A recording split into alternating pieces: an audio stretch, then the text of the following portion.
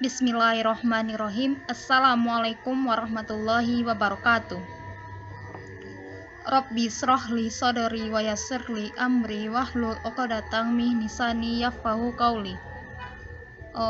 Puji syukur kita ucapkan atas kehadiran Allah Subhanahu wa taala yang mana Allah telah memberikan hidayah dan rahmatnya kepada kita semua. Selawat beserta salam tak lupa pula kita kirimkan buat arwah junjungan kita yakninya Nabi Yuna Muhammad Sallallahu Alaihi Wasallam. Baiklah, saya Fiona Ramadan dari jurusan Hukum Tata Negara 5C, yang mana video pertama saya yaitu tentang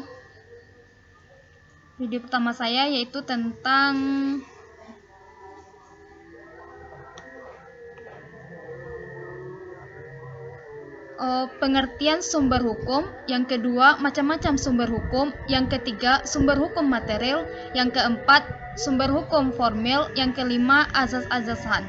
Baiklah, materi pertama yaitu tentang pengertian sumber hukum.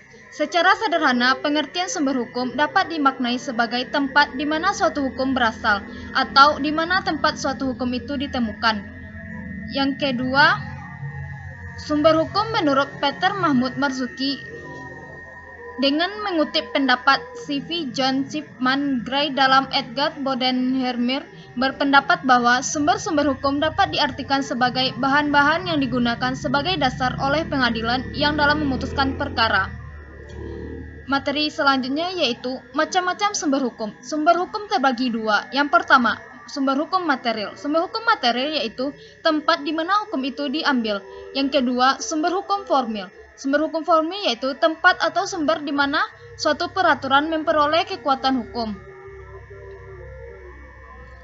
Sumber hukum material, tempat di mana hukum itu diambil. Sumber hukum material ini merupakan faktor yang membantu pembentukan hukum, misalnya hubungan sosial, politik, situasi sosial, ekonomi, pandangan keagamaan dan kesusilaan, keadaan geografis.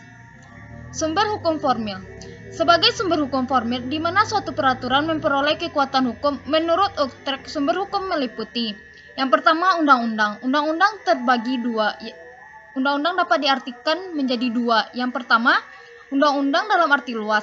Yang dalam arti luas ini menunjukkan pada semua peraturan atau ketentuan yang mengikat rakyat, baik peraturan tingkat atas maupun peraturan tingkat bawah. Yang kedua, undang-undang dalam arti sempit. Jika peraturan itu memang dimaksud dibuat untuk berkedudukan sebagai undang-undang, tidak lebih dan tidak kurang. Hukum kebiasaan dan hukum adat. Hukum kebiasaan ini sebuah peraturan yang tidak ditetapkan pemerintah namun ditaati oleh semua masyarakat. Yang ketiga, jurisprudensi. Jurisprudensi sebagai sumber hukum sebut juga keputusan hakim atau keputusan pengadilan yang dapat digunakan untuk mengadili perkara terhadap hal yang sama. Yang keempat, traktat. Traktat mengikat dan berlaku sebagai peraturan hukum terhadap warga negara dari masing-masing warga negara yang mengadakan.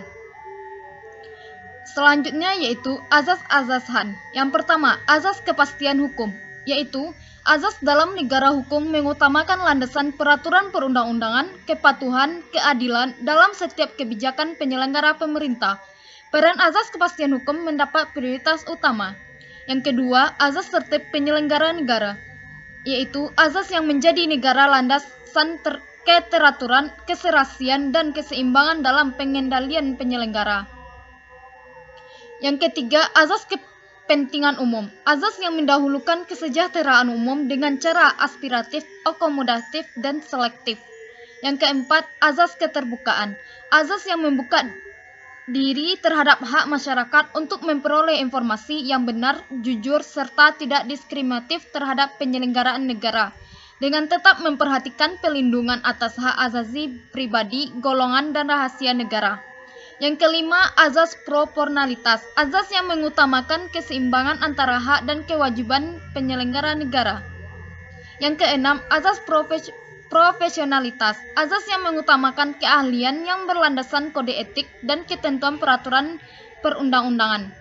Yang ketujuh, azas akuntabilitas, yaitu azas yang menentukan bahwa setiap kegiatan hasil akhir dari penyelenggara negara harus dapat dipertanggungjawabkan kepada masyarakat atau rakyat sebagai pemegang kedaulatan tertinggi negara sesuai dengan ketentuan peraturan perundang-undangan.